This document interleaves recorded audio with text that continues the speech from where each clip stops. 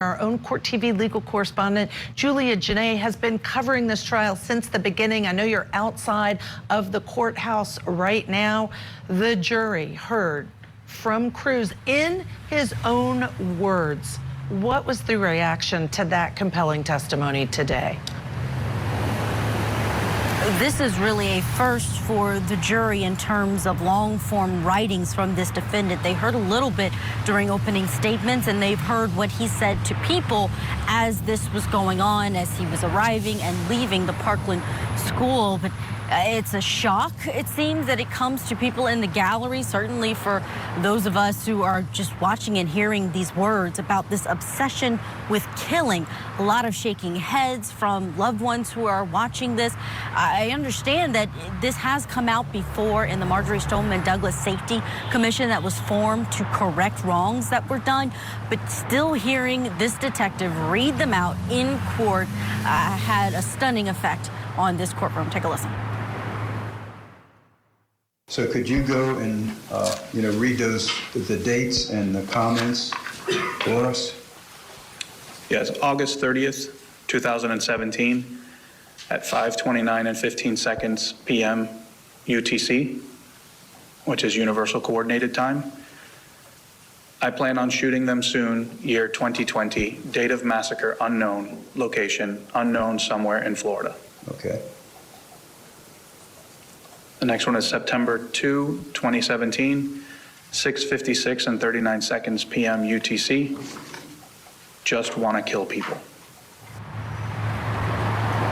And the words go on and on, him glorifying other shooters, school shooters and mass shooters. The fact that he was searching, I could see the jurors writing furiously when some of these details were coming out. You could tell they believe this is very important information. Prosecution presenting this to show that it is one of their aggravators, the cold and calculated nature of this, how premeditated it was. And as far as the dates, he purchased that gun. This is what jurors learned yesterday. He purchased the rifle that was used back in February of 2017.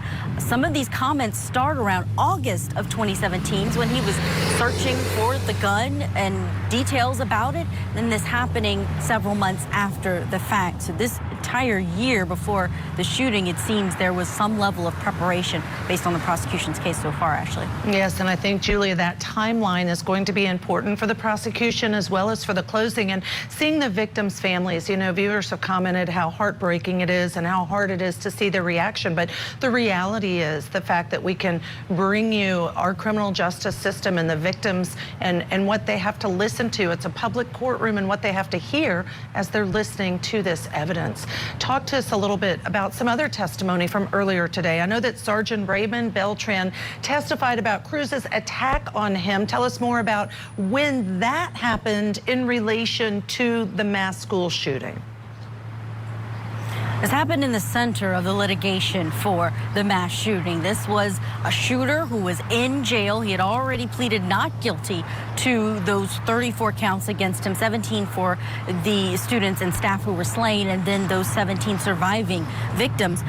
We have another victim who this jury heard from of this defendant. You see him there in the jail, taking down and attacking Raymond Beltran. That flurry of punches, the jury got to see that firsthand today. And we also heard him describe what he was dealing with at the time that this inmate essentially ambushed him. He's going for it right there with his right hand. He also grabs with his left. You can see he's trying to press the button. Right there, he has the taser in his right hand. At this point, I have to get the taser back. Why? He could tase me, he can incapacitate me, and he can basically do whatever he wants to me.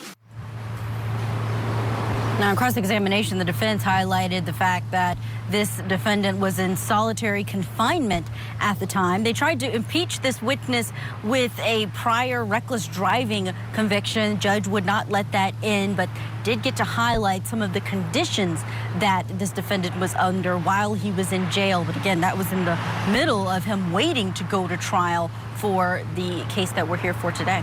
So much evidence being presented by the state. Let's talk a little bit more about the victims in this case, because I understand you just recently spoke to the father of one of the victims. Right, Tony Montalto, the father of Gina Rose Montalto. She was 14 years old, and we've seen his wife in the gallery many times before. Yesterday, they were reacting to the autopsy being described inside of the courtroom, and today he told me that he's hearing these details of the words of this shooter and just how hard it is to have to listen to it. But he said that it's important for people to see what happened and to see their reactions, because they've lost an integral part of their family, and people need to understand what that looks like. Take a listen to a portion of that interview. I want to talk to you first of all about Gina Rose Montalto. Tell me about what you want people to know about your daughter. Well, our daughter was a wonderful gift to our family. She was our firstborn. She was bright and bubbly and kind and compassionate, and straight A student. She was in the Girl Scouts. She was active in our church. She was, often the first in the neighborhood to reach out to someone new and make them feel welcome. And the world is a poorer place without her being here. There's a question that we get from so many people, and it's really top of mind when they see this trial going on. They want to know, how are parents able to sit in this gallery? Can you give them a glimpse of what you tap into, how you were able to have the strength to sit there? Well, our children were taken from us, and as their parents, we feel it's necessary to bear witness for them, to be there as someone who reminds people of how special they were to our families. And I know that's why my family's there, and I'm sure some form of that works for the other families as well. Tony's also calling on elected officials to be here and watch this trial for at least some portion of it. We did see a campaigning elected official here for the first time today, Ashley. So this gallery, there's a lot of grief, but you see a lot of resolve in their faces when they are coming in and out of the courtroom. All right, God bless all those families and victims of this school massacre.